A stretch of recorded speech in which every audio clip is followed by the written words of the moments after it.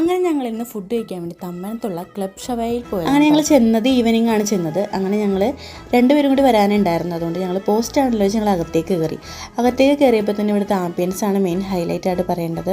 നല്ല ആംബിയൻസ് ആണ്. നമുക്ക് കപ്പിൾസായിട്ടും ഫ്രണ്ട്സായിട്ടും ഫാമിലി ആയിട്ടും എല്ലാം വരാൻ പറ്റിയിട്ടുള്ളൊരു നല്ല പ്ലേസാണ്. അങ്ങനെ ഞങ്ങൾ അകത്തേക്ക് കയറി മുകളിൽ പോയി ഞങ്ങളിരുന്നു.